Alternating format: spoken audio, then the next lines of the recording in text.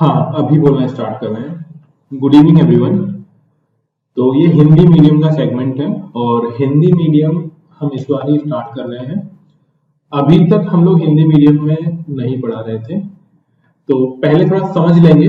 जो लोग first time देने वाले हैं, जिन्होंने अभी तक कभी अटेम्प्ट नहीं दिया है, म्यूट रखेंगे अपनी अपनी वॉइस ज्वाइन करने के बाद। पहले आप थोड़ा ये समझ लीजिए कि एग्जाम का फॉर्मेट क्या है। जिन्होंने कभी पहले अटेम्प्ट दिया है वो लोग जानते होंगे। जो लोग न्यू हैं उनको थोड़ा समझना पड़ेगा कि चीजें किस तरीके से आती है। पहले हम लोग बात कर लेते हैं कि यूपीएससी आप लोग सभी लोग जानते हैं एक डिफिकल्ट एग्जाम है। एक डेडिकेटेड प्रिपरेशन आपको करनी पड़ेगी लगातार नियमित तौर पर, तब जाके आपको रिजल्ट मिल रहा होगा। हम यहाँ पे हिंदी मीडियम के पॉइंट में बता रहा हूं मैं, क्योंकि मेरे को लगता है कि हिंदी मीडियम में थोड़ा एक्सप्लेन ज्यादा करना पड़ेगा। हम लोग एनसीईआरटी से चीजें को स्टार्ट करेंगे। जिन लोगों ने पहले कभी भी नहीं पढ़ा है, एसएसटी मतलब 10th में पढ़ा होगा, उन लोगों को भी समझ में आए, कोशिश ये होगी। इसके साथ साथ इंग्लिश मीडियम वाला बैच चल रहा होगा दूसरा, तो आपको मालूम ही होगा, ग्रुप पे मैंने डाल दिया है कि अल्टरनेटिव रहेंगे। इंग्लिश मीडियम अलग रहेगा और हिंदी मीडियम अलग रहेगा।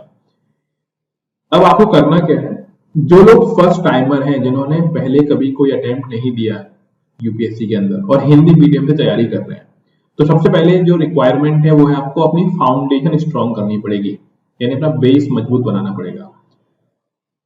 बेस मजबूत कैसे बनेगा? एनसीईआरटी को पढ़कर। एनसीईआरटी पढ़ने का मतलब याद करके। आप लोग करेंगे, आप लोग पढ़ेंगे। मेरी रेस्पॉन्सिबिलिटी ये है कि मैं भी आप लोगों को एक बार पढ़ा दूं। तो एक बार मैं आपको पढ़ा दूंगा, देन आपको वो याद करनी है। कितनी बार पढ़ना है वो आपके ऊपर है कि आप कितनी बार पढ़कर एनसीईआरटी को याद कर लेते हो। बट ये ध्यान रखिएगा, यूपीएससी का मेन सिलेबस आपको तभी समझ में आ रहा होगा जब आपकी एनसीईआरटी क्लियर होंगी।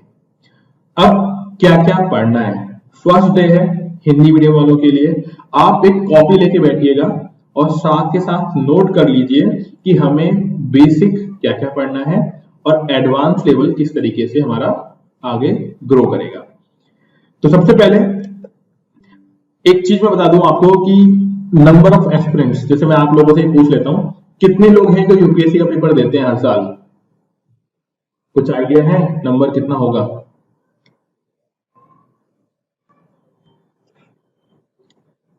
हाँ जी, प्लेटफॉर्म थोड़ा अभी आप समझ जाएंगे इन दिनों में कि किस तरीके से इस पे करना है। आप अनम्यूट करेंगे अपने आप को और फिर कुछ बोलना है तो बोल सकते हैं, देन दोबारा आप म्यूट कर लेंगे।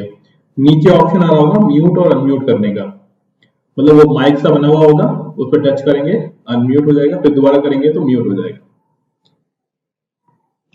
जी, किसी को आइडिया है कितने लोग देते होंगे एग्जाम? Sir 5 to 7 lakhs। हाँ, लगभग 10 लाख फॉर्म भरते हैं लोग, 10 लाख एस्पिरेंट्स पेपर देने जो जाते हैं, वो नंबर रहता है 5 to 6 लाख के बीच में। तो मैं आपको थोड़ा सा एक पिक्चर क्लियर कर देता हूँ, तो जो लोग थोड़े सीरियस नहीं होंगे वो अभी समझ जाएंगे उस चीज को। लगभग 5 से 6 लाख लोग पेपर देने जाते हैं। हालांकि इसमें सीरियस नहीं होते हैं लोग, बस पेपर देने ही चले जाते हैं क्योंकि फॉर्म काफी सस्ता होता है। उसके बाद ये मान लीजिए आप कि 2 लाख लोग तो सीरियस हैं ही। मैं आपको पहले दिन ही ये बता देता हूँ कि जो चीज हम कर रहे हैं उसके लिए मेहनत कितनी रिक्वायर्ड है। डिमोटिवेट नहीं है ये आपको बस लॉजिक, आपको आइडिया होना चाहिए कि हम जिस चीज के लिए तैयारी कर रहे हैं उसके लिए मेहनत कितनी लगेगी। इन 2 लाख लोगों में इन्होंने कहीं ना कहीं पढ़ा होता है, तैयारी की हुई होती है। ये लोग पेपर देते हैं और प्रीलिम्स होगा पहले, फिर मेंस होगा एंड फिर इंटरव्यू। ये 3 स्टेजेस रहेंगी और फाइनल जो सिलेक्शन होता है वो आपको मालूम ही होगा।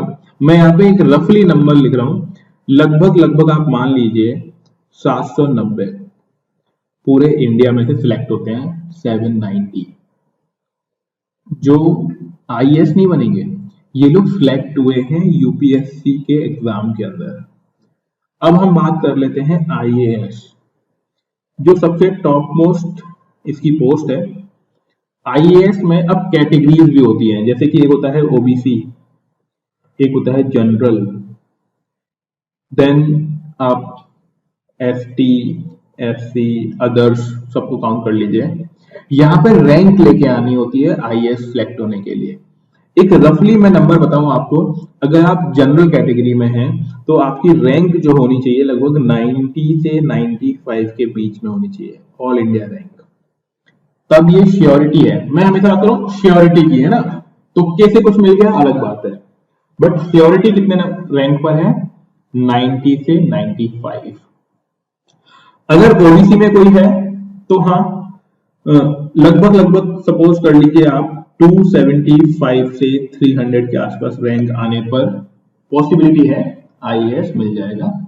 एंड एसटी एसटी में ये थोड़ा नंबर और बढ़ जाता है, फिर वो अलग अलग चीजें मैटर करती हैं कैसे कैसे है।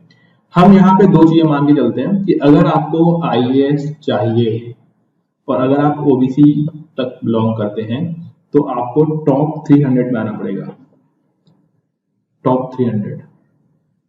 और टॉप 300 का मतलब ये है कि आपको बहुत ध्यान से आंखें खुली रखकर पढ़ाई करनी होगी। अब पढ़ाई होगी कैसे? जिन्होंने पहले प्रिपेयर किया हुआ है उनकी बात अलग है, बट जो फर्स्ट टाइम दे रहे हैं उनके लिए कहां से स्टार्ट करना है? तो पहला स्टेप, मैं यहाँ पे स्टेप समझा रहा हूं आपको।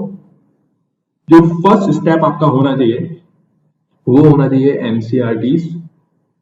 अब ये एनसीईआरटीज कहां से और कितनी पढ़नी है? मेरा मानना यह है कि आपको 9th क्लास से 12th क्लास की एनसीईआरटी पढ़नी चाहिए, 9th to 12th। ये एनसीईआरटीज सबसे पहले आप कवर करेंगे। दूसरी चीज, आपको रेगुलर पेपर, न्यूज़पेपर रीड करना है। पहले आप रीड करेंगे, धीमे धीमे आप उतनी चीजें समझने लग जाएंगे कि हमारे काम की न्यूज कौन कौन सी है। अब जो न्यूज हमारे लिए यूजफुल नहीं है, मैं पहले ही बताता हूं आपको कि कौन कौन सी न्यूज हमारे लिए काम की नहीं है। जितनी भी न्यूज पढ़कर आपको मजा आ जाए वो समझ लो काम की नहीं है। जैसे सेलिब्रिटीज की न्यूज काम की नहीं है, ठीक है। किसी मंदिर में क्या हो रहा है, कहां पे कितने लोग मर गए, कितने लोग उठ गए, वो काम की चीज नहीं है। कौन से मिनिस्टर ने, कौन से नेता ने कौन सी बातें बोल दी, किस पे दंगे हुए, वो भी काम की नहीं है। फिर काम का क्या है? हमें उन चीजों को पढ़ना है जो हमारे सिलेबस के अकॉर्डिंग है। जैसे कि सुप्रीम कोर्ट ने कोई नया कानून या फिर कोई नए बिल में संशोधन करने की बात बोली है, काम की है। एग्रीकल्चर से रिलेटेड कोई चीज है, काम की है। पर्यावरण से संबंधित कोई चीज है, काम की है, ठीक है। किसी को पद्म विभूषण, पद्म भूषण, भारत रत्न, नोबेल प्राइज ये मिले हैं, काम के हैं। जितने भी अवार्ड है ये काम के हैं। सीडीसी, जितने भी हमारी संस्थाएं हैं, आरबीआई, सीबीआई, इसमें कौन डायरेक्टर बना, ये हमारे काम की चीजें हैं। बजट में क्या आने वाला है, काम की बात है।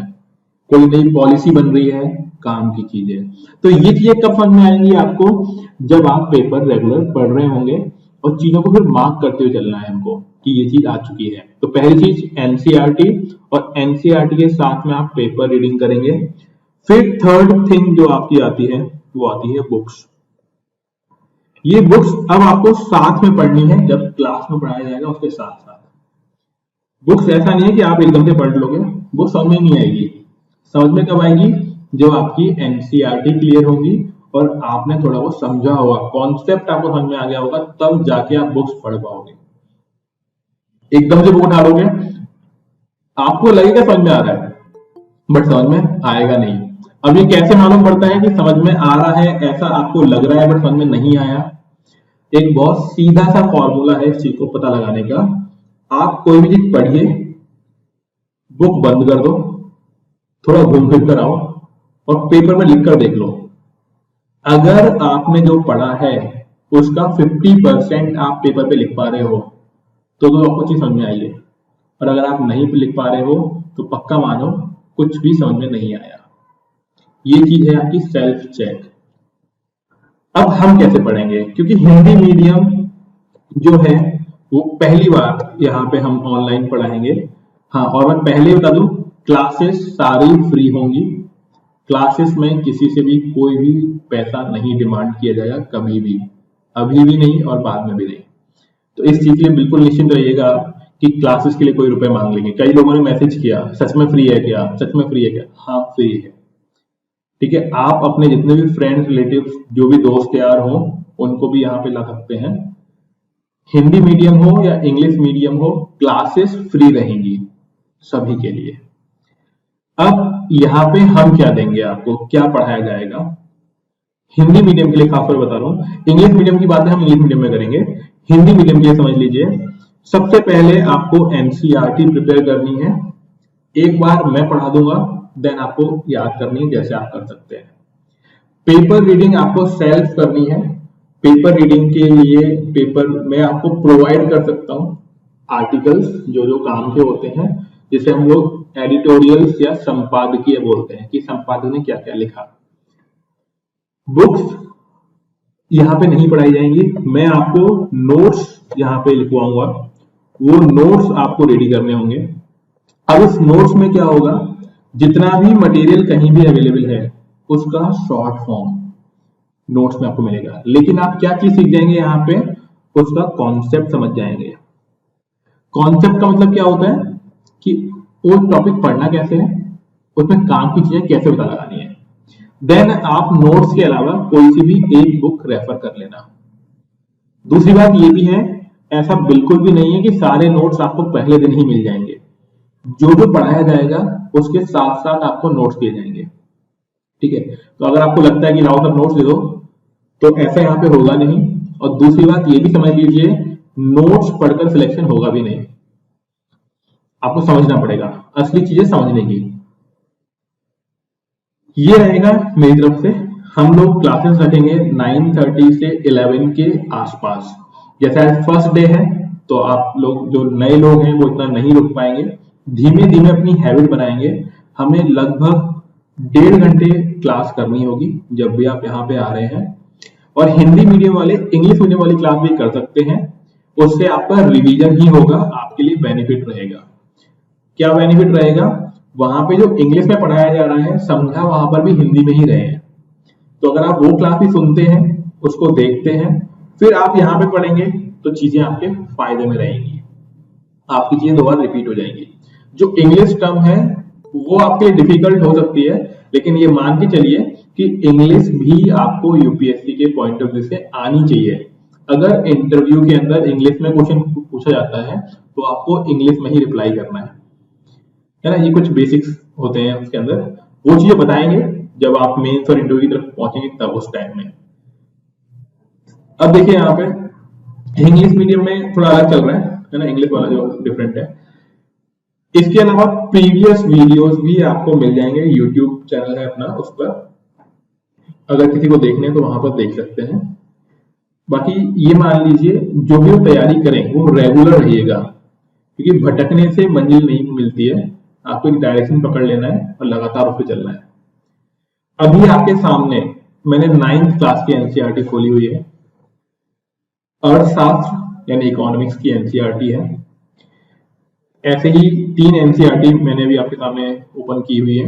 दूसरी आपको दिख रही होगी इतिहास की NCERT class 9th, and then polity जिसे हम बोलते हैं, सामाजिक विज्ञान में आपने पढ़ाई होगा लोकतांत्रिक राजनीति, पॉलिटिक्स, राजनीति वाला जो है पार्ट ये। इसके अलावा एक ज्योग्राफी की होती है। 4 एनसीईआरटी है 9th क्लास की। अगर आप मेहनत से पढ़ना चाहते हैं तो ये चारों एनसीईआरटी, चौथी अभी यहाँ पे मैं डिस्प्ले नहीं कर पा रहा हूँ बट मैं दिखा दूंगा आपको, ये चारों एनसीईआरटी आपको एक हफ्ते में याद करनी है। अगर याद नहीं भी कर पाते हो तो 2 बार रीडिंग करनी है आपको एक हफ्ते के अंदर। ये पहला स्टेप होगा आपका तैयारी का। क्लियर है ये वाली बात?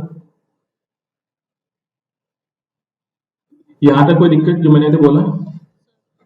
ठीक है। अब हम लोग जो स्टार्ट करने वाले हैं, वैसे मैं ज्योग्राफी से स्टार्ट करने वाला था यहाँ पे, लेकिन मुझे लग रहा है कि कल वही चीज पड़ी हुई है तो अभी हम दोबारा से वही चीज पढ़ेंगे तो फिर डिफिकल्ट फील होगी। हम यहाँ पे इकोनॉमिक्स से ले लेते हैं, क्योंकि हिंदी मीडियम है, मैं शुरुआत कर रहा हूं। हम लोग एक हफ्ते तक ये एनसीईआरटी फोकस करेंगे। ये सिर्फ इसलिए है कि आपको थोड़ा आइडिया हो जाए कि एनसीईआरटी पढ़नी कैसे है। उसके बाद हम एनसीईआरटी कंप्लीट नहीं कराएंगे, आपको जितनी हो जाएगी उससे आपको आइडिया लगेगी पढ़ना कैसे है। फिर बीच बीच में महीने में 1 या 2 क्लास लेंगे एनसीईआरटी की। रिमेनिंग जो क्लासेस होंगी अपनी, जैसे नेक्स्ट वीक से, वो हमारी प्योरली नोट्स कराएंगे यहाँ पे, और उसके बैकग्राउंड में आपको बुक खुद पढ़नी है।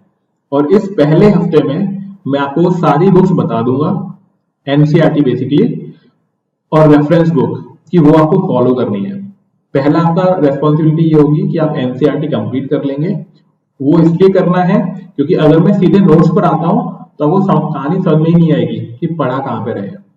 इसलिए पहले वीक, ओनली फर्स्ट वीक है ना, ये मंडे तक आपको एनसीईआरटी प्रिपेयर कर लेनी है अपनी 9th और 10th की बेसिकली। और उसके बाद हम लोग स्टार्ट करेंगे हमारे ज्योग्राफी पार्ट से। ठीक है, ज्योग्राफी ही इंग्लिश मीडियम में चलेगा और ज्योग्राफी ही हिंदी मीडियम में चलेगा। तो वही चीज इंग्लिश में कराएंगे, वही चीज हिंदी में। तो दोनों जगह आप ज्वाइन कर सकते हो, आपको जैसे भी ठीक लगे उस हिसाब से आप पढ़ सकते हैं। ठीक है, ये हो गया मेरी तरफ से। तो ओके है, मैं स्टार्ट कर दूं? कुछ पूछना है किसी को?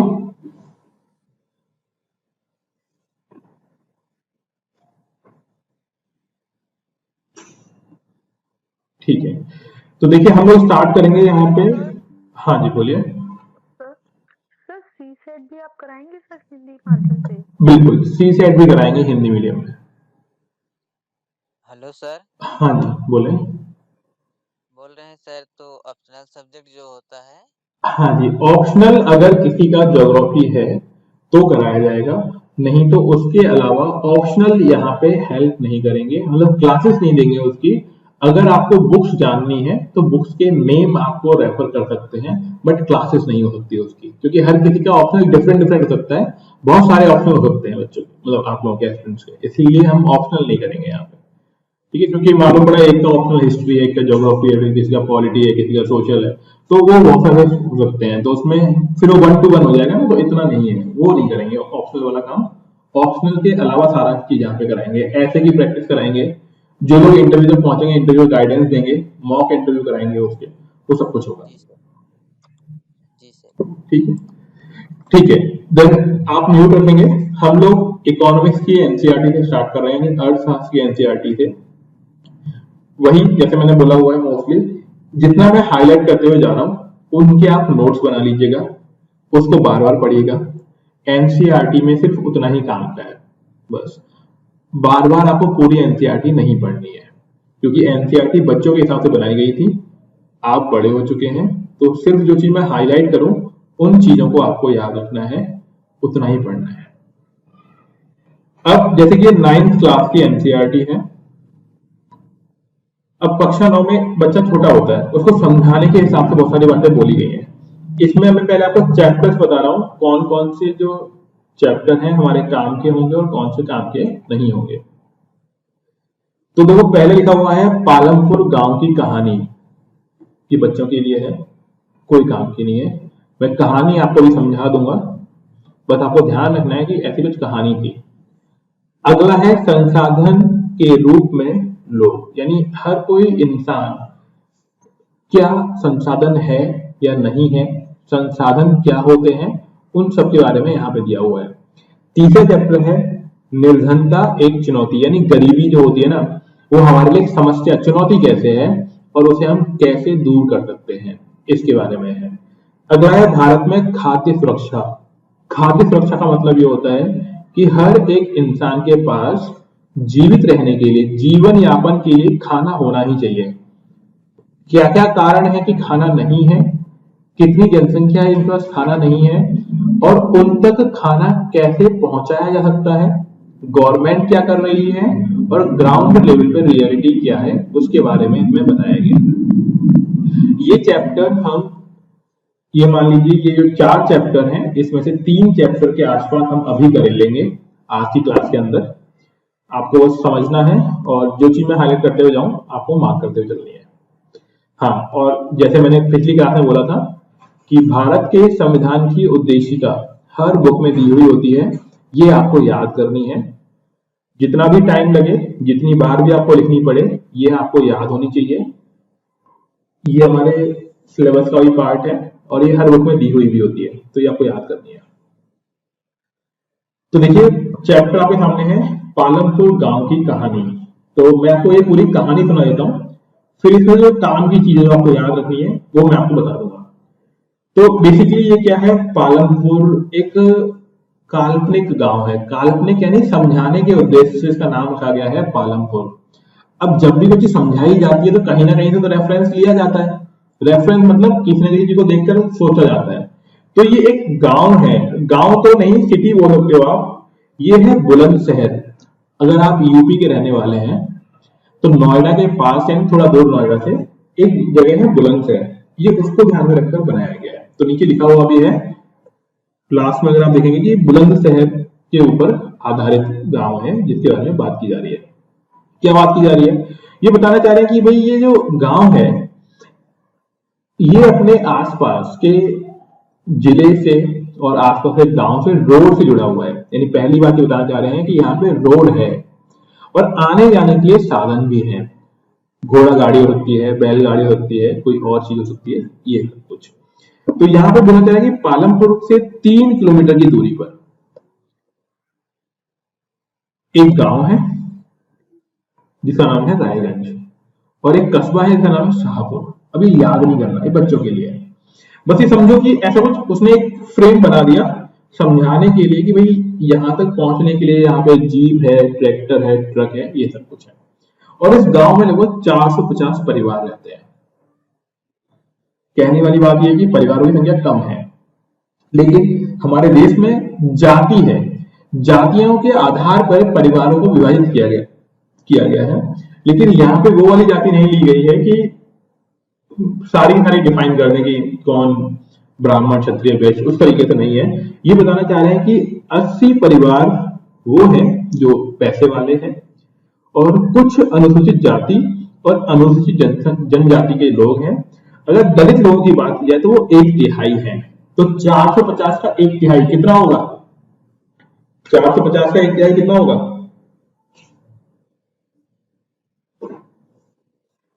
150। वेरी गुड, ठीक है। तो 150 परिवार ऐसे हैं जो दलित हैं। तो अब आप समझ ही रहे होंगे कि जो दलित है इसका मतलब ये हुआ कि घर टूटा फूटा होगा, आर्थिक स्थिति उतनी अच्छी नहीं होगी, है ना। इनके पास खुद की जमीन नहीं होगी खेती करने के लिए, तो ये मजदूरी का काम कर रहे होंगे। वो चीज यहाँ पे समझाई हुई है। हमें बस समझना है कि गांव की स्थिति होती कैसी है, पूछा कुछ नहीं जाएगा इसमें से। अब बताना चाहते हैं कि गांव कितना संपन्न है। तो बताना चाह रहे हैं कि गांव में एक प्राथमिक विद्यालय है, एक हाई स्कूल है, ठीक है, प्राथमिक स्वास्थ्य केंद्र है, निजी औषधालय यानी जहाँ पे आपको दवाई मिल सकती है, ये सारी चीजें हैं। यानी कहने की बात यह है कि बेसिक सुविधाएं, जो आधारभूत सुविधाएं होती है, वो यहाँ पर है। इसके अलावा सड़क है, परिवहन के साधन है, सिंचाई के लिए पानी है, ठीक, ये सब चीजें बोली गई हैं। इसके बाद यहाँ पे कृषि वाली क्रियाएं भी होती है और गैर कृषि क्रियाएं। गैर कृषि क्रियाएं मतलब जहां पे कृषि का काम नहीं किया जा रहा है, जैसे दूध बेचना, ये कृषि से संबंधित नहीं है। तो कृषि आधारित चीजें और गैर कृषि क्रियाएं भी यहाँ पे होती हैं, जैसे बोलते हैं फार्मिंग एक्टिविटीज और नॉन फार्मिंग एक्टिविटीज। मैं कुछ टर्म्स को इंग्लिश हिंदी दोनों में बोल दूंगा, क्योंकि कई बार क्या होता है हिंदी में इंग्लिश को ही हिंदी में लिख देते हैं और हमें समझने में दिक्कत होती है। तो जो टर्म्स होंगी उन्हें मैं दोनों में बोल दूंगा कि इंग्लिश में क्या लिखा हुआ होगा और हिंदी में क्या लिखा हुआ होगा। तो गैर कृषि क्रिया मतलब नॉन फार्मिंग एक्टिविटीज, इनके बारे में हम लोग पढ़ेंगे कौन कौन सी होती है। अब ये जो पेज है ना, ये वाला है, ये काम का पेज है ना, ये पूरा पेज आपको याद करना है। उत्पादन का संगठन। उत्पादन का संगठन मतलब कि अगर आपको कोई चीज बनानी है तो कैसे बनाओगे, क्या क्या चीजें चाहिए होती है उसके लिए। इसको इंग्लिश बोलते हैं फैक्टर ऑफ प्रोडक्शन, कि कोई चीज बनानी है तो क्या क्या चीजें चाहिए होंगी। तो पहली चीज की जो आवश्यकता होती है वो जगह, कहां पर बनाओगे, भूमि, उसे क्या बोलेंगे हम लोग, भूमि। भूमि मतलब वन, जल, खनिज, ये सब चीजें। दूसरा है काम करने वाले लोग, जिसे हम बोलेंगे श्रम। अब लोग हो गए, जगह है अपने पास, उसके बाद चाहिए होगी मनी यानी रुपया, यानी भौतिक पूंजी। भौतिक पूंजी का मतलब ये हो गया, अगर कुछ भी बनाना चाहते हो आप, उसके लिए रुपए तो लगाने ही पड़ेंगे। और एक पूंजी जो है वो दो तरीके से होती है। एक वो पूंजी है जिसे हम स्थायी पूंजी बोलते हैं, जैसे घर, मशीन। जैसे मान लो आपने एक कमरा लिया, कमरे में पंखा लगा लिया, और उस पंखे की हवा एक इंसान ले या 10 इंसान ले, उस पंखे में फर्क नहीं पड़ता, उसे बोलते हैं स्थायी पूंजी। तो यहाँ पे लिखा हुआ है औजार, मशीन और भवन, ये होती है स्थायी पूंजी। फिर दूसरी होती है जिसे हम बोल रहे होते हैं कार्यशील पूंजी। कार्यशील पूंजी का मतलब होता है कच्चा माल, नगद पैसे, जिनका सीधा संबंध होता है उत्पादन से। अगर उत्पादन बढ़ेगा तो कार्यशील पूंजी बढ़ जाएगी, और उत्पादन घटेगा तो कार्यशील पूंजी घट जाएगी। अब कैसे? मान लो आपको रोटियां बनानी है, रोटियां बना के बेचनी है। एक रोटी बना के बेची तो एक रोटी के लिए कम आटा चाहिए होगा, तो कम रुपए खर्च हुए। 50 रोटियां बनानी है तो पहले 50 रोटियों का आटा लेके आना पड़ेगा। तो यहाँ पे हुआ क्या, कच्चा माल क्या है, यहाँ पे कच्चा माल है आटा। तो वो आटा क्या कर रहा है, बदल रहा है। कम उत्पादन हो रहा है तो कम, ज्यादा उत्पादन हो रहा है तो ज्यादा। इसे बोलते हैं कार्यशील पूंजी। अब देखो, मान लिया आपके पास जमीन भी है, आपके पास मशीन भी है, आपके पास कार्यशील पूंजी भी है, तो क्या आप कोई सार्थक चीज बना सकते हो? मान लो आपको रोटी ही बनानी है, आपके पास जगह है, आपके पास आटा है, आपके पास बेलन है, तो क्या रोटी बन जाएगी? क्या लगता है आपको? कोई भी बन जाएगी क्या? व्यक्तियों की आवश्यकता पड़ेगी सब बनाने के लिए। हाँ, व्यक्ति तो हो गए, व्यक्ति तो है अपने पास। स्पेस की आवश्यकता पड़ेगी। चलो स्पेस भी है, वो तो ऊपर हम लोगों ने भूमि ले ली। देखो, भूमि लोग होने के बावजूद भी तकनीक चाहिए हमको। अगर वो जो लोग हैं ना, उनके पास उसका ज्ञान है रोटी बनाने का, तभी तो बना पाएंगे ढंग की रोटी। तो कहने वाली बात, हाँ, इसे बोलते हैं मानव पूंजी। मानव पूंजी का मतलब होता है जिनके पास सही ज्ञान हो। मालूम पड़ा कि जो लोग हैं वो पत्थर तोड़ते हैं, उनको पत्थर तोड़ने का अनुभव है, तो कभी रोटी बना ही नहीं पाएंगे। रोटी बनाने का मतलब यहां से है कि एक सार्थक चीज जिसकी मार्केट में कीमत हो। तो ध्यान ही रखना है, सबसे जरूरी जो चीज होती है वो होता है मानव पूंजी, जिसे हम लोग बोलते हैं ह्यूमन रिसोर्स। क्या बोलेंगे इसको? Human resource. तो ये बताना चाह रहे हैं कि उत्पादन करने के लिए सबसे ज्यादा जरूरी क्या चीज हो गई? ह्यूमन रिसोर्स यानी मानव पूंजी। और इस तरीके से कोई भी चीज उत्पादित करने के लिए, कोई भी चीज बनाने के लिए क्या क्या चाहिए होगा आपको? आपको उत्पादन भूमि, श्रम, पूंजी को संयुक्त करके संगठित होता है, जिसे उत्पादन के कारक कहते हैं। यानी सब चीजें मिलकर क्या बनती हैं? उत्पादन के कारक। तो आपको यहाँ पे ध्यान रखना है, इसे बोलते हैं factor of production. Factor of production या फिर उत्पादन के कारक। यहां तक बात समझ में आ गई? हाँ जी, यहां तक कोई दिक्कत? क्लियर है सर?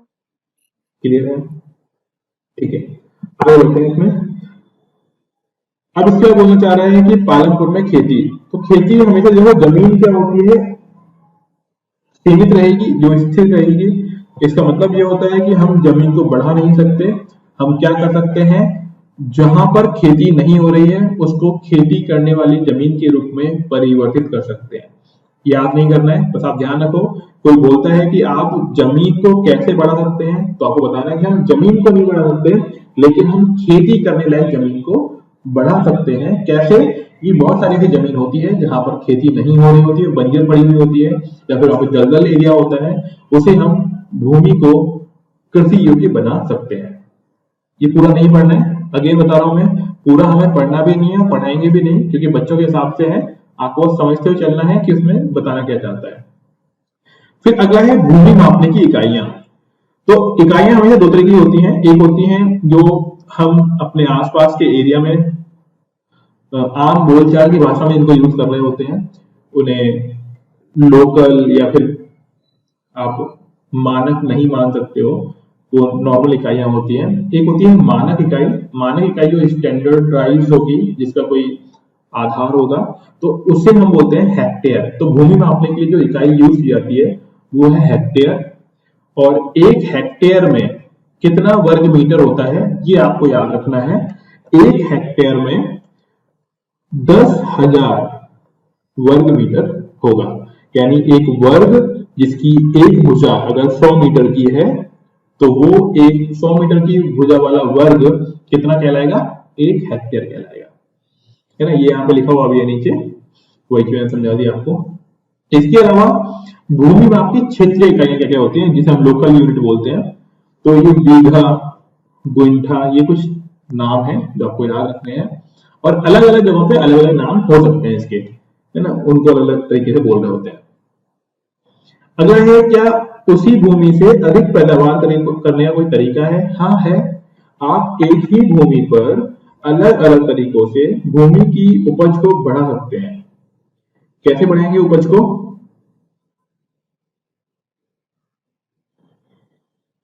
उपज बढ़ाने का तरीका क्या होता है कि जो खेती करने का तरीका है ना, उसे हम आधुनिक बना लें। हम लोग रबी की खेती जो करते हैं, है ना, खारिफ खेती जो कर रहे हैं, उसमें हर तरह की खेती में अपना योगदान दें और एक साथ 2 फसल को भी उगाया जा सकता है। तो बस आपको ये ध्यान रखना है कौन से महीने में कौन सी तरह की खेती की जाती है। और हम लोग बहुविधि फसल प्रणाली कहते हैं, जिससे हम लोग क्या करेंगे, एक ही जगह पर अपनी पैदावार को बढ़ा सकते हैं, मतलब खेती करके। इस में यही काम कर रहे हैं, बस नाम ध्यान रखना है आपको, बहुविध फसल प्रणाली। ये बताना चाह रहा है कि पहले इस टेबल में क्या दिया हुआ है कि पहले हमारे यहाँ पे उत्पादन पैदावार कम थी, धीमे धीमे पैदावार बढ़ गई। पैदावार कैसे बढ़ गई कि हमने क्या यूज करना स्टार्ट कर दिया, कि मतलब मल्टीपल क्रॉपिंग या फिर आधुनिक बीज उत्पादित करना स्टार्ट कर दिया, उनका यूज करना स्टार्ट कर दिया। ये सब बातें इसमें दी हुई है। और लगातार आप ये भी देख सकते हैं कि जो खेती है, खेती जो की जमीन है, पहले बढ़ी फिर धीमे धीमे घट गई। तो उसका आपको कारण मालूम ही है। खेती की जमीन पहले कैसे बढ़ी कि हमने जितनी भी जगह खाली पड़ी हुई थी वहां पे खेती करना स्टार्ट कर दिया। फिर जनसंख्या बढ़ गई, तो जनसंख्या बढ़ने की वजह से धीमे धीमे जगह कम होने लग गई। तो ये कारण है जिसकी वजह से पहले जमीन बढ़ी और फिर बाद में घट गई। यहां तक कोई दिक्कत समझ आ रहा है आप लोगों को? यस, ठीक है। आगे देखिए, बताना चाह रहा है कि हमने जो बहुविध फसल प्रणाली उपयोग में ली, उसमें और ज्यादा उत्पादन कब से बढ़ गया? ये बड़ा हरित क्रांति के बाद से। और ये बहुत इंपॉर्टेंट टॉपिक है, हरित क्रांति, जिसे बोलते हैं ग्रीन रेवोल्यूशन इंग्लिश में। तो बोलते हैं हरित क्रांति में हमने क्या किया? हरित क्रांति में हमने क्या कर लिया, अधिक उपज देने वाले बीजों का उपयोग किया। उसे बोलते हैं HYB सीड्स, यानी अधिक उपज देंगे। यानी पौधा पूरा बड़ा नहीं होगा, पहले से उसमें बीज आने लग जाएंगे जल्दी से। कई बार आपने देखा होगा, छोटा सा पौधा बेचने वाला इंसान, जो नर्सरी वाले लोग होते हैं, वो एक छोटा सा पौधा बेच रहे होते हैं टमाटर का, उसमें टमाटर लगा हुआ होता है। आपने कभी सोचा कि उस पर टमाटर कैसे आ गया इतना छोटे पौधे पर? तो वो कौन सा बीज है? वो है हाई यील्ड वैरायटी सीड्स, उसे बोलते हैं अधिक उपज देने वाले बीज। और ये कब से हो पाया है? ये 1960 के बाद से हो पाया, 1960 के बाद से। उससे पहले हमारे पास ये तकनीक नहीं थी। अब बोलते हैं कि आज के समय में अगर खेती करनी है तो क्या क्या चाहिए होगा। तो ये आपको एक फोटो से दिखाए गए हैं, जो सामने आपको दिख रही होगी। उर्वरक चाहिए हम लोगों को, बीज चाहिए जो उपज हम लिख देंगे, कीटनाशक, जल के लिए बांध हो सकता है, बिजली, पंप सेट, नहरें, डीजल जिससे अगर हमको मशीन चलानी है, इंजन चलाना है तो वो, और कृषि यंत्र जैसे कि ट्रैक्टर वगैरह है, ये सारी चीजें। तो आज के समय में खेती करने के लिए ये सारी चीजों की जरूरत पड़ती है। हो गया। इसके बाद आगे देखिए, अब पहले हमारे यहाँ पे इतना उत्पादन नहीं हो रहा था, लेकिन जब से हमने ये अधिक उपज वाले बीज उपयोग करना स्टार्ट किया तो कितना बढ़ गया उत्पादन। तो यहाँ पे एग्जाम्पल दिया हुआ है कि सपोज पहले 1300 किलोग्राम का उत्पादन हुआ करता था, लेकिन अभी उसी जगह पर 3200 किलोग्राम का उत्पादन हो रहा है। तो इससे आप आइडिया लगा सकते हो कि उत्पादन कितने गुना बढ़ गया। कितना गुना हो गया? ये 1300 से 3200 हो गया, कितना गुना हुआ? लगभग 2.5 गुना। लगभग 2.5 गुना, वेरी गुड। तो ये लगभग 2.5 गुना हो गया। इसका मतलब ये हुआ कि जिसकी आय पहले 100 रुपए थी वो अभी लगभग 250 रुपए कमा लेगा। तो इससे क्या हुआ? किसानों की आय बढ़ेगी, हमारा यहाँ उत्पादन बढ़ेगा, और अगर हमारे यहाँ उत्पादन बढ़ेगा तो हम लोग दूसरे देशों पर निर्भर नहीं रहेंगे। हमारे ही देश में अनाज का उत्पादन होगा और हम उसी अनाज को दूसरे देशों को बेच सकते हैं, जिससे हमारी आय और बढ़ेगी। तो यही कारण था कि जब हरित क्रांति हो गई उसके बाद से ही हम लोग आत्मनिर्भर हो गए कृषि उत्पादों को लेकर। उससे पहले हम लोग आत्मनिर्भर नहीं थे। आत्मनिर्भर का मतलब होता है हम दूसरे देशों से खरीदा रहे थे, अनाज दालें वगैरह मंगवा रहे थे। और आज के समय में हम लोग क्या करते हैं? दूसरे देशों को अनाज वगैरह देते हैं। आपने देखा होगा पाकिस्तान वगैरह की, तो हम लोग कई बार हेल्प करते हैं उनकी। तो वो चीज इसी वजह से उत्पन्न हुई है। आगे देखिए, यहाँ पे एक चार्ट मतलब टेबल दी हुई है अगेन कि 1965 में कितना उत्पादन कर रहे थे और 2017-18 में कितना। तो मैं पूरा कहानी नहीं पढ़नी है, बस आप ये समझो कि जो गेहूं का उत्पादन 10 करोड़ टन हो रहा था, उस गेहूं का उत्पादन 2017-18 में 100 करोड़ टन हो गया। अगर हम दालों की बात करते हैं तो पहले 10 करोड़ टन हो रही थी, करोड़ टनों में दिया हुआ है ये यूनिट, वही चीज अभी कितनी हो गई है? 25। तो आप देख रहे हैं हर जगह हमने बहुत ज्यादा उन्नति करी है, मतलब बहुत ज्यादा ग्रोथ कर ली है। और ये किस वजह से हो पाया है? हरित क्रांति की वजह से ही संभव हो पाया है। ये हो गया। फिर आगे देखिए, अगला है क्या भूमि ये धारण कर पाएगी। अब देखो चीज क्या होती है कि लगातार आप उत्पादन कर रहे हैं, लगातार कीटनाशक यूज कर रहे हैं, लगातार आप उसमें खाद डाले जा रहे हैं, और जो भी केमिकल वाली, तो क्या जमीन लंबे समय तक उर्वरक रह पाएगी? तो बिल्कुल बात सही है। अगर आप एक ही तरह की खेती करते हैं लगातार तो उर्वरता कम हो जाएगी। तो हमें क्या चाहिए कि हमें अपनी जो फसल है उसको बदलते रहना चाहिए। कभी चना उगा दिया, कभी गेहूं उगा दिया, कभी बाजरा, कभी दालें, उस तरीके से। तो यहाँ पे बताना चाह रहे हैं कि हमें धारणीय बनाना है जमीन को। क्या बनाना है? धारणीय। धारणीय का मतलब ये हुआ कि खेती में जो फसल उगाई जा रही है उसे हम बदलते रहें। बस ये चीज है इसके अंदर। ये आपको फोटो देखे भी समझाना चाह रहे हैं कि कृषि भूमि का वितरण मतलब एक ही जमीन पर हमें एक ही प्रकार की फसल नहीं उगानी है, हमें अलग अलग ब्लॉकों में बांटना है और उसको लगातार परिवर्तित करते रहना है। अगला है पालनपुर के किसानों में भूमि किस प्रकार से वितरित है। हालांकि ये यूपीएससी से बिल्कुल भी रिलेटेड नहीं है, बस ये बताना ये चाह रहे हैं कि कुछ लोग जो पैसे वाले होते हैं या फिर जो रिच होते हैं, धनवान होते हैं, हम मान के चलते हैं कि उनके पास 10 हेक्टेयर से ज्यादा जमीन होगी। जो गरीब हैं वो उनके पास 2 हेक्टेयर से कम होगी, और इसके बीच में वो मध्यम परिवार वाले लोगों के बारे में बताना चाह रहे हैं। तो वो यहाँ पे क्राइटेरिया दिया हुआ है, तो इसको याद नहीं करना है, काम की चीज भी नहीं है। बस आप ध्यान रखो कि ऐसा कुछ होता होगा कि जिनका 10 हेक्टेयर से ज्यादा जमीन है वो पैसे वाले रिच माने जाते हैं, संपन्न किसान।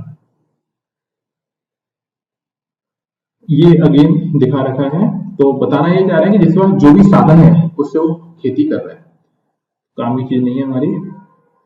हाँ, एक ये है कृषि क्षेत्र और कृषि क्षेत्रों की संख्या। इसे आप नॉर्मल भी समझ सकते हैं। कैसे? कि हमारे देश में जो पैसे वाले लोग हैं उनके पास उनकी संख्या कम है, संख्या कम जमीन ज्यादा, और जो मध्यम और निम्न मध्यम परिवार के लोग हैं उनकी संख्या ज्यादा है बट जमीन कम है। तो वही चीज यहाँ पे दिखा रखा है कि जो सीमांत और छोटे कृषक हैं, ठीक है, तो यहाँ पे आप समझ सकते हैं जो डार्क कलर दिख रहा है वो सीमांत और छोटे कृषक के लिए है, और जो पिंक कलर दिख रहा है आपको लाइट वाला वो अर्ध मझोले और बड़े कृषक लोगों के लिए है। तो बताना ये चाह रहे हैं कि कृषकों की संख्या कहाँ पे कम होगी? जो पैसे वाले होंगे वहां पे संख्या कम, लेकिन जमीन जिनके पास ज्यादा है जो धनवान लोग हैं।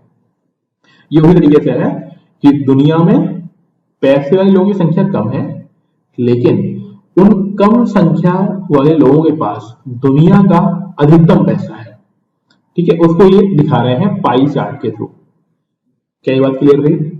पाई चार्ट समझ में आया? इसे पाई चार्ट बोलते हैं। ठीक है,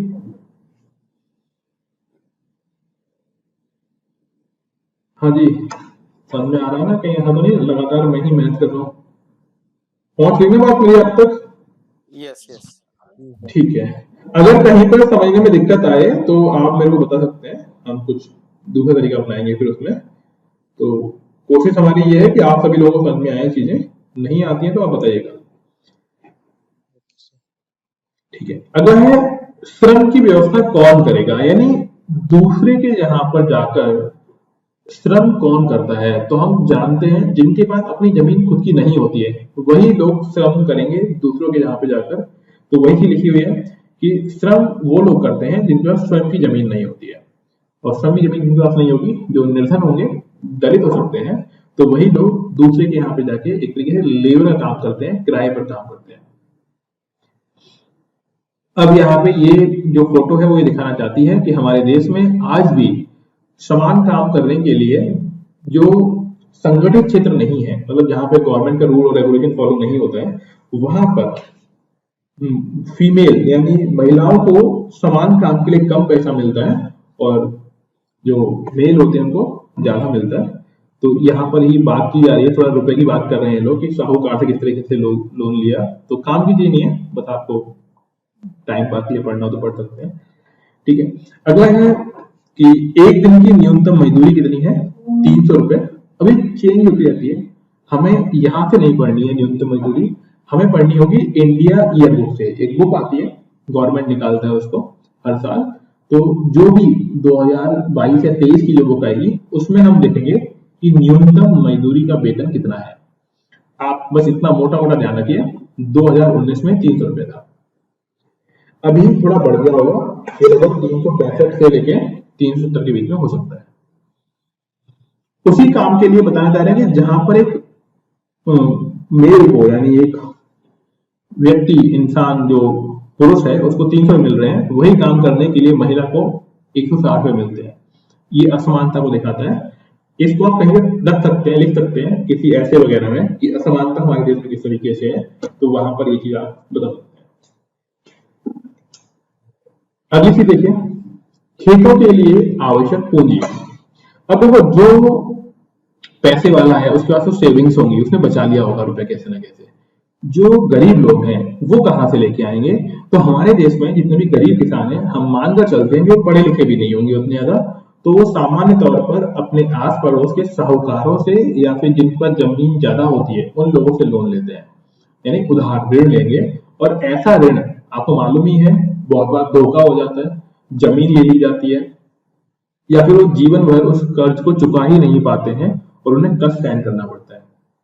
तो ये हमारे देश में एक विडंबना है बहुत बड़ी कि जितने भी लोगों को जरूरत है सच में रुपए की, और जो गरीब हैं उन्हें तो साहूकारों से लोन लेना पड़ता है अधिक ब्याज दरों पर, लेकिन जो लोग धनवान हैं, पैसे वाले हैं, बिया माल्या टाइप के लोग हैं, वो लोग बैंक से लोन लेते हैं कम ब्याज दरों पर और उस लोन को चुकाते भी नहीं है। वही चीज यहाँ पे दिखाना चाह रहे हैं, बताना चाह रहे हैं कि हमारी कंट्री में, हमारे देश में जो गरीब लोग हैं वो तो साहूकारों से और जो सेठ टाइप के लोग होते हैं उनसे ऋण ले रहे होंगे, जबकि धनवान लोग बैंक से लोन लेंगे। ठीक है, तो ये थोड़ा गड़बड़ है हमारे देश में। उसके लिए यहाँ पे दिखाया भी जाएगा, वो भी हम पढ़ेंगे कि किस तरीके से कितने लोग किससे लोन लेते हैं। अगला है अधिशेष कृषि उत्पादों की बिक्री।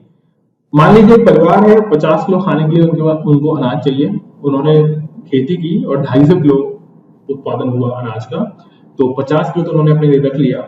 जो बच गया, यानी खुद की जरूरतों को पूरी करने के बाद जो बच जाता है उसे बोलते हैं अधिशेष। तो अधिशेष क्या करते हैं? बेच देते हैं, और बेचने का मतलब ये होता है कि उससे वो कुछ मनी, रुपए मिल जाएंगे उनको, और वो रुपए किसमें काम आएंगे?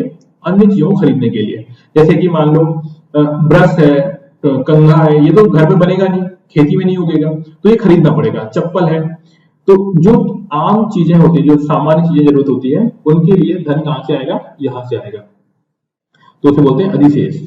अधिशेष समझिएगा, अपनी जरूरतों को पूरा करने के बाद जो बच गया उसे बेचकर रुपए कमाना ही क्या है? अधिशेष कृषि उत्पादों की बिक्री है। अगला है पालनपुर में गैर कृषि क्रियाएं। यानी कृषि के अलावा अन्य क्या होता है। तो देखो समझो होगा कि कृषि के अलावा क्या होता है गांव के अंदर। ऐसा तो है नहीं कि माइक्रोसॉफ्ट की कंपनी खोल देंगे यहाँ पे, वो भी संभव नहीं है। डोमिनोज बना देंगे, वो भी पॉसिबल नहीं है। तो क्या करते हैं, पहला होता है दूध और दूध से संबंधित क्रियाएं। ये खेती पर निर्भर नहीं है ना। दूध का दही बना दिया, दही का पनीर, मतलब दूध से पनीर है ना, उस तरीके से। तो वो सारी चीजें किसमें आ जाएंगी, डेयरी में आ जाएंगी। और इसे हम बोलते हैं गैर कृषि क्रियाएं। और क्या होता है गैर कृषि क्रियाओं में, अगला है छोटे मोटे लघु स्तरीय विनिर्माण, यानी दौना पत्तल बनाना है ना, छोटे मोटे काम करना, गुड़ बनाना, ये सब कुछ कर सकते हैं आप, उसे बोलते हैं लघु स्तरीय विनिर्माण। अब यहाँ पे हो सकता है कि खेती काम में आ जाए, लेकिन लघु निर्माण किया जा रहा है कुछ चीजों का। फिर उसके अलावा क्या होते हैं छोटे मोटे दुकानदार। दुकानदार में क्या, जो आपको छोटी मोटी जैसे टूथपेस्ट, साबुन, बिस्किट, मोमबत्ती, ये सब कुछ बेच रहे हैं वो। और ट्रांसपोर्टेशन यानी लाने ले जाने के जो परिवहन के साधन होते हैं, वो भी क्रियाएं यहाँ पे होती हैं, उनको भी रुपए मिल रहा होता है। तो ये हो गया हमारी परिवहन की क्रियाएं। ठीक है, तो ये था हमारा पहला चैप्टर, फर्स्ट कंप्लीट हुआ। क्या आप लोगों को समझ में आई चीज है? जी सर। इसको याद भी करना है, अभी आपको मेरे पढ़ाने के बाद 2-3 बार पढ़ लेना है इसको। हिंदी की एनसीईआरटी में भी ग्रुप पे डाल दूंगा, जो टेलीग्राम चैनल है वहां पर आप इनको देख सकते हैं, वहां पे सारी आपको मिल जाएंगी। थकान तो नहीं हो रही है ना? जिन लोगों ने बहुत दिनों से पढ़ाई नहीं की होगी उनको थकान हो सकती है, बट थोड़ा पेशेंस रखना है। ये चैप्टर में पढ़ेंगे हम लोग संसाधन के रूप में लोग, यानी लोग कौन कौन से लोग हैं जिन्हें हम संसाधन कह सकते हैं। ठीक है, तो इसके बारे में हम लोग पढ़ेंगे यहाँ पे कि संसाधन कौन कौन से लोग हो सकते हैं। देखो मानव पूंजी यानी जिसके पास कुछ अनुभव है, कुछ ज्ञान है, कुछ कर सकता है, उसे हम लोग मानव पूंजी बोलते हैं। यहाँ पे 2 बच्चे आपस में बात कर रहे हैं कि क्या हम लोग मानव पूंजी है या नहीं है, तो उसके बारे में हम लोग पढ़ेंगे। अब मानव पूंजी वो होते हैं जो अपना योगदान सकल राष्ट्रीय उत्पाद, इसे जीडीपी बोलते हैं, सकल राष्ट्रीय उत्पाद में अपना कुछ उत्पादन, मतलब कुछ बना रहे हैं और उसको बेच रहे हैं, कुछ मनी अर्न कर रहे हैं, रुपए कमा रहे हैं, तो उसे हम लोग क्या बोल रहे होते हैं कि मानव पूंजी है। जो लोग ऐसा नहीं कर पा रहे हैं वो मानव पूंजी अभी नहीं है, हो सकता है भविष्य में हो जाए। अब ऐसा तो है नहीं कि कोई इंसान अचानक से रुपए कमाने लगेगा, तो मानव पूंजी का निर्माण कैसे होगा, कैसे बनाया जाएगा मानव पूंजी किसी को भी। तो देखो मानव पूंजी कैसे बनाई जाती है कि उसको कोई ज्ञान दे दो, उसको स्वस्थ बना के रखो, यानी जो चिकित्सा की सुविधाएं होती है वो मिलनी चाहिए, जिसे हम बोलते हैं कि बेसिक शिक्षा मिल जाए। और बेसिक शिक्षा मिलने के बाद उसे कुछ हम स्किल, जिसे हम बोलते हैं किसी प्रकार का उद्यम सिखा दिया जाए, कोई क्रियाकलाप करना सिखा दिया जाए, अगर ऐसा हो जाए तो उसे हम लोग क्या बोल देंगे, मानव पूंजी बोल देंगे। जिन देशों में मानव पूंजी को विकसित करने में बड़ा योगदान दिया जाता है वो डेवलप्ड बन जाते हैं, विकसित देश बन जाते हैं, और जहां पर इन पर ध्यान नहीं देते हैं वो अविकसित या विकासशील रह जाते हैं। तो उनके बारे में हम लोग यहाँ पे समझेंगे कि किस प्रकार से लोगों को मानव पूंजी में परिवर्तित किया जा सकता है। तो देखिए आपके सामने कुछ दिखा रखे हैं, टीचर, डॉक्टर, इंजीनियर, टेलर, ये सभी लोग क्या है, मानव पूंजी हैं। क्यों? क्योंकि इनके पास किसी न किसी क्षेत्र का विशेष ज्ञान है या फिर कोई तकनीकी नॉलेज है, अनुभव है, जिससे ये काम कर सकते हैं और ये कुछ कमा रहे हैं, तो उसे हम क्या बोलेंगे, मानव पूंजी। अब ध्यान ही रखना कि जो लोग भले ही मान लो कि बहुत ज्यादा जानता है पर वो स्वस्थ नहीं है, तो वो मानव पूंजी नहीं बन पाएगा क्योंकि वो रुपए कमा नहीं पाएगा।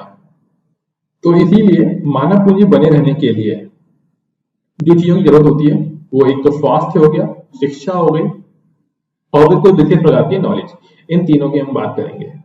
अब एक कहानी दी हुई है, शकल की कहानी, अभी बिल्कुल भी काम की नहीं है, मैं बताता हूँ छोटे फॉर्म में क्या है।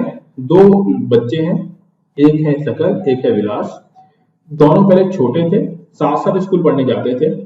कुछ दिनों के बाद क्या हुआ कि एक के पापा की डेथ हो गई, तो उसने अपनी मम्मी के साथ, फोटो में देखिएगा आप लोग, अपनी मम्मी के साथ जो काम पापा करते थे वो करना स्टार्ट कर दिया और पढ़ाई छोड़ दी।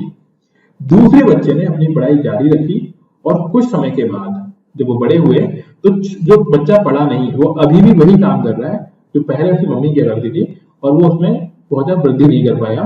जबकि जो बच्चा पढ़ लिख गया तो उसके पीछे आप देख रहे होंगे बिल्डिंग दिखा रखी है। बताना ही चाह रहे हैं कि उसने अध्ययन किया, पढ़ाई की, और वो एक बड़ी कंपनी में नौकरी लग गया। तो इससे मतलब ये समझाना चाह रहे हैं कि अगर आप शिक्षा ग्रहण करते हैं तो अपने जीवन को ज्यादा विकसित कर सकते हैं, बजाय इसके कि आप कोई छोटा सा काम करने लगे, उसमें इतनी उन्नति करने की संभावना कम है। ये चीज दिखाना चाह रहे हैं, शिक्षा का महत्व बता रहा है आपको कि कितना जरूरी है शिक्षा का होना। तो ये विलास की कहानी, सकल और विलास की कहानी हो गई, एक साथ मैंने आपको दोनों बता दिया, यही इसके अंदर दी हुई है। अब यहाँ पे बिल्कुल कुछ काम की चीजें नहीं है, बोला जा रहा है मानव संसाधन कैसे कर सकते हैं, तो मैंने आपको बता ही दिया। एक तो शिक्षा चाहिए, दूसरा चिकित्सा सेवाएं, इसके बाद ही कोई भी इंसान संसाधन बन सकता है, यानी एक तरीके से संसाधन बनकर धन अर्जित कर सकता है। अब यहाँ पे एक चीज बताई हुई है कि पुरुष और महिलाओं में आर्थिक क्रियाकलाप, क्या समझाना चाह रहे हैं इसमें? समझाना ये चाह रहे हैं कि हम लोग देखते हैं सामान्य तौर पर कि कुछ चीजें सिर्फ और सिर्फ महिलाओं को करने के लिए कहा जाता है और कुछ चीजें पुरुषों को करने के लिए कहा जाता है। जैसे घर के कार्य मान के चलते हैं कि महिलाएं करेंगी और घर के बाहर के कार्य पुरुष करेंगे। अब जिन कामों करने पर पैसा मिलता है उसे हम लोग क्या बोल रहे होंगे कि भाई ये वो काम है जिससे आपके पास धन आ रहा है, और इन्हें कहा जाएगा आर्थिक क्रियाएं। और जिन कामों करने पर धन नहीं आता है उन्हें बोलते हैं गैर आर्थिक क्रियाएं। अगर घर पे काम कर रहा है कोई महिला तो रुपए तो मिलेंगे नहीं, तो वो क्या हो गई? गैर आर्थिक क्रियाएं। और अगर कोई इंसान है बाहर कोई काम करता है और बदले में रुपए मिल रहा है तो उसे बोलेंगे आर्थिक क्रियाएं। तो बस आपको दो चीज समझनी है यहाँ पे, आर्थिक क्रियाएं क्या होती हैं और गैर आर्थिक क्रियाएं क्या होती हैं। तो आर्थिक क्रियाएं वो क्रियाएं जिनको करने पर पैसा मिल रहा है, आर्थिक क्रियाएं, और वो क्रियाएं जिनको करने पर पैसा नहीं मिलेगा तो क्या हो जाएंगी? या तो गैर बाजार क्रियाएं कहलाएंगी या फिर गैर आर्थिक क्रियाएं। तो क्या आपको अंत समझ में आ गया कि आर्थिक क्रियाएं कौन सी होती हैं और गैर आर्थिक क्रियाएं कौन कौन सी होंगी? हाँ जी, क्लियर है? Clear sir. ठीक है, तो आर्थिक क्रियाएं और गैर आर्थिक क्रियाएं ये हो गया। और हम देखते हैं सामान्य तौर पर हमारे समाज में कुछ क्रियाएं पहले से निर्धारित कर दी जाती हैं, कौन सा काम कौन करेगा, बट ऐसा नहीं होना चाहिए, अभी थोड़ा थोड़ा चीजें बदल रही है। अगला है जनसंख्या की गुणवत्ता। जनसंख्या की गुणवत्ता का मतलब ये होता है कि अच्छी जनसंख्या कौन सी मानी जाती है? जिसके पास शिक्षा है, स्वास्थ्य है, उसे हम गुणवत्तापूर्ण जनसंख्या कह सकते हैं। और जहां पर भी शिक्षा और स्वास्थ्य नहीं है तो वहां पे जनसंख्या की गुणवत्ता खराब मानी जाती है, और ऐसी जनसंख्या बड़ा काम भी नहीं कर सकते, यानी कुछ बड़ा उत्पादन भी नहीं कर पाते हैं।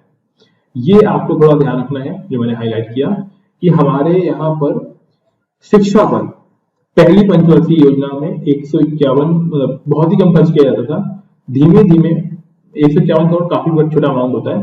धीमे धीमे 2020-21 में आते आते हमने शिक्षा पर 99,300 करोड़ रुपए खर्च करना स्टार्ट कर दिया। लेकिन अभी भी हमारे देश में शिक्षा पर काफी कम खर्च किया जाता है कुल सकल उत्पादन का। ये आपको डेटा याद रखना है, मतलब ये वाला आंकड़े आपको ध्यान होना चाहिए कि पहले कितना खर्च करते थे आप शिक्षा पर और अभी शिक्षा पर कितना खर्च हो रहा है, और अभी भी उतना नहीं हो पा रहा है जितना कि होना चाहिए, और इसी वजह से थोड़ा हम पिछड़े हुए भी है। फिर आती है साक्षरता दर। तो आपको यहाँ पे ध्यान रखना है कि 1951 में साक्षरता दर थी हमारी 18%, और 2017 में ये 85% हो गई, यानी हमने काफी उन्नति करी है इस क्षेत्र में। इसी प्रकार से महिलाओं में और पुरुषों की अगर हम बात करते हैं तो महिलाओं में पुरुषों की तुलना में साक्षरता प्रतिशत 14.4% कम है। अगर हम बात करें 2011 के आधार पर तो केरल में अभी अगर हम बात करते हैं पूरी तरीके से साक्षर हो गया है केरल, लेकिन अभी भी कुछ जगहों पे है कि साक्षरता दर काफी कम है। अब इसके लिए गवर्नमेंट ने कई सारी योजना चलाई हुई है। कौन कौन सी योजनाएं हैं? तो उसमें एक सर्व शिक्षा अभियान, प्राथमिक शिक्षा सार्वभौमिक लक्ष्य को प्राप्त करने के लिए कोशिश की जा रही है। प्राथमिक शिक्षा का मतलब होता है 8वीं तक की शिक्षा, मतलब हर कोई 8वीं क्लास में तो पढ़ ही ले। अब गवर्नमेंट ने इसके लिए क्या किया? दोपहर का भोजन देना स्टार्ट किया। दोपहर का भोजन का मतलब ये होता है जिसे मिड डे मील के नाम से जानते हैं कि बच्चा पढ़ने आएगा, खाना भी मिलेगा, तो कम से कम खाना के नाम पर पढ़ने तो आ जाएगा। इसके साथ साथ अब जो बच्चे बड़े हो गए हैं उनकी शिक्षा के लिए भी गवर्नमेंट काम कर रही है, और 18 से 23 आयु वर्ग के लोगों के लिए भी गवर्नमेंट ने प्रोग्राम चलाया हुआ है। इसके साथ साथ ही जो और बड़ी उम्र के बच्चे लोग हैं उनकी शिक्षा के लिए भी गवर्नमेंट काम कर रही है। लगातार महाविद्यालयों की संख्या बढ़ रही है, और कितने स्टूडेंट हैं, कितनी बढ़ गई है, वो चार्ट यहाँ पे दिया गया है, और इसमें आपको देखकर मालूम पड़ ही जाएगा कि लगातार हमारे यहाँ पे शिक्षा में वृद्धि हो रही है, लोग भी काफी आ रहे हैं और लगातार वृद्धि देखने को मिल रही है। अगला है स्वास्थ्य। स्वास्थ्य मतलब कि बीमारी का ना होना। इसके लिए स्वास्थ्य केंद्र होते हैं जहाँ पे बच्चों को देखा जाता है कि कोई बीमारी तो नहीं है, अगर है तो उसका उपचार किया जाएगा। और इसके लिए कुछ डेफिनेशन, आपको कुछ परिभाषा याद रखनी है कि जीवन प्रत्याशा मतलब बच्चा बड़े होने पर कितने उम्र तक जिएगा, उसे जीवन प्रत्याशा बोलते हैं। हमारे देश में ये भी 68.3, मतलब एक इंसान अगर पैदा हो गया स्वस्थ है तो वो लगभग 68 साल तक जिएगा। अगला है शिशु मृत्यु दर। अगर कोई बच्चा जन्म के 1 साल के अंदर मर रहा है तो उसे शिशु मृत्यु दर बोलते हैं हम लोग। इसमें भी कमी आई है, मतलब हमने हमारे यहाँ पे स्वास्थ्य की सुविधाओं को बेहतर बनाया है। जन्म दर का कम होना अच्छा होता है, मतलब बच्चों की जन्म कम हो रहे हैं। मृत्यु दर भी कम होनी चाहिए। मृत्यु दर मतलब कितने लोगों की डेथ हो रही है 1 साल के अंदर, मर रहे हैं कितने लोग 1 साल के अंदर, उसे मृत्यु दर बोलते हैं। जन्म दर यानी 1 साल में कितने लोग, मतलब कितने नए बच्चे पैदा हुए, उसे जन्म दर बोलेंगे। तो इन तीनों की परिभाषाएं आपको पढ़नी याद रखनी है, और ये लास्ट में भी स्टार बना के दिया गया है, ये आपको तीनों परिभाषाएं याद करनी होंगी। ये एक अगेन टेबल दी हुई है, टेबल बताया हुआ है कि कितने हमारे यहाँ पे प्राथमिक स्वास्थ्य केंद्र हैं, औषधालय हैं, सरकारी अस्पताल हैं, कितने डॉक्टर हैं, उनका डेटा दिया हुआ है। याद नहीं करना है, बस हमें समझना है कि हमने इसमें भी प्रगति की है, कमी नहीं हो रही है। अगला है बेरोजगारी। बेरोजगारी का मतलब ये होता है कि कोई इंसान काम करना चाहता है और काम करने की उसकी उम्र भी है, लेकिन वो काम नहीं मिल पा रहा है, तो उसे हम बोलते हैं कि वो बेरोजगार है। ठीक है, ध्यान रखना, काम करने की उम्र भी है और काम करना भी चाहता है, तब काम नहीं मिल रहा है तो बेरोजगार कहलाएगा। कितनी है उम्र काम करने की? 15 से 59 के बीच में। ठीक है, 15 साल से 59 साल के लोगों को हम लोग बोलते हैं काम करना है। अब इसमें भी आपको ध्यान ही रखना है कि जो 18 साल से छोटे वाले बच्चे हैं उनको हम जोखिम भरे कार्यों में नहीं लगा सकते। अब इसमें कुछ बेरोजगारी के प्रकार होते हैं। तो एक होती है मौसमी या प्रच्छन्न बेरोजगारी। मौसमी या प्रच्छन्न बेरोजगारी का मतलब होता है कि साल में कुछ महीने काम ना मिलना, उसे बोलते हैं मौसमी बेरोजगारी। और फिर होता है शिक्षित बेरोजगारी। शिक्षित मतलब पढ़ा लिखा बहुत ज्यादा होना, लेकिन पढ़े लिखे के आधार पर उतनी जॉब नहीं मिल रहा। मतलब कोई बीटेक किया हुआ है, क्लर्क की नौकरी कर रहा है, तो बीटेक करने के बाद क्लर्क की नौकरी करना शिक्षित बेरोजगारी में आता है, कि जितनी जो शिक्षा प्राप्त की है उस आधार पर उसको नौकरी नहीं मिल पा रही है, उसे बोलते हैं शिक्षित बेरोजगारी। ठीक है, समझ में आ रहा है यहां तक? अब प्रच्छन्न बेरोजगारी का उदाहरण दिया हुआ है कि मान लो इस जगह पे काम करने के लिए सिर्फ 2 लोगों की जरूरत है, लेकिन वहां 5 लोग काम कर रहे हैं, और 5 लोगों के होने से उत्पादन में वृद्धि नहीं हो रही है। भले 2 लोग आराम आराम काम कर रहे हैं, अलग बात है, लेकिन जब उत्पादन में वृद्धि नहीं हो रही है तो उसे अपन क्या बोलेंगे? प्रच्छन्न रूप से बेरोजगार। प्रच्छन्न मतलब सामने से देखने पर नहीं लगेगा कि बेरोजगार है, लेकिन हकीकत में क्या माना जाएगा? वो बेरोजगार, क्योंकि उसके होने या ना होने से उत्पादन पे फर्क नहीं पड़ रहा है। ठीक है, तो ये हो गया हमारा बेरोजगारी के प्रकार। और बेरोजगारी कम होनी चाहिए, और बेरोजगारी होने से जो संसाधन होते हैं, जनशक्ति वाले संसाधन होते हैं, उनकी बर्बादी होती है। बर्बादी का मतलब क्या है? जो लोग हैं वो कम काम कर पाते हैं, और उससे जीडीपी, जो सकल घरेलू उत्पादन की बात कर रहे थे, उसमें कमी आती है। ये इतना हो गया।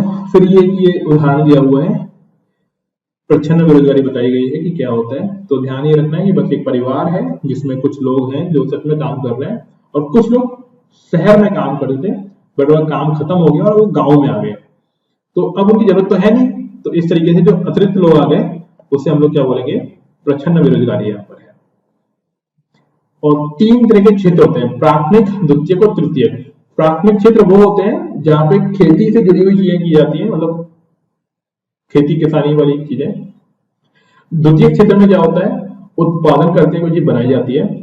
और तृतीय क्षेत्र में होते हैं सेवाएं दी जाती हैं, जिसे बोलते हैं टर्सरी सेक्टर, यानी तृतीय क्षेत्र सेवाएं। जैसे डॉक्टर, इंजीनियर, लॉयर, ये आते हैं तृतीय क्षेत्र के अंदर, क्योंकि ये सिर्फ अपनी सेवाएं देते हैं बस। ठीक है, तो ये एग्जाम्पल के तौर पर दिया हुआ था बस। इसके बाद चैप्टर कंप्लीट है आपका, ये सेकंड चैप्टर था। तो 2 चैप्टर हो गए। आप लोगों को कैसा लगा, कितना समझ में आया? अच्छा समझ में आया। समझ में आ गया। तो इस तरीके से हम लोग आगे कंटिन्यू रखेंगे। तो 2 चैप्टर हो गए हमारे। हाँ, म्यूट कर दीजिए इसको। ठीक है, तीसरा, चौथा, पांचवा ये चैप्टर हम लोग अगली क्लास में रखेंगे। आपको पूरी पढ़ लेनी है एनसीईआरटी। आज पहला दिन है हिंदी मीडियम वालों के लिए, तो ज्यादा भारी ना करके हम लोग आसानी से रख रहे हैं। आप लोग जो इंग्लिश मीडियम वाले हैं वो इंग्लिश मीडियम में भी आ सकते हैं, और जिनको समझना है वो इंग्लिश मीडियम वाली क्लास भी कर सकते हैं, वहां ज्योग्राफी करेंगे। ये एनसीईआरटी सिर्फ समझाने के हिसाब से आपको 1 हफ्ते पढ़ाई जाएगी। उसके बाद हम अपने मेन सिलेबस पे आ जाएंगे और वो ज्योग्राफी का रखेंगे, यानी भूगोल का रखेंगे। तो आप सभी को क्लास 9वीं से लेके 12वीं तक में ये एनसीईआरटी आपको पढ़नी है। अगर पूरी नहीं पढ़ पा रहे हो तो पहले 9वीं और 10वीं की एनसीईआरटी पढ़ लो, सभी सब्जेक्टों की। ठीक है, बाकी कोई भी दिक्कत हो आप में से फोन पे मैसेज में पूछ सकते हैं, मैं जब भी फ्री होऊंगा मैं रिप्लाई कर दूंगा। और आप अपने दोस्तों को जोड़ें, जो भी नए नए लोग हैं, तो ज्यादा से ज्यादा लोग जुड़ पाए और अपन ये काम कंटिन्यू रखेंगे। ठीक है, थैंक यू। स्नेहा, समझ में आया आपको?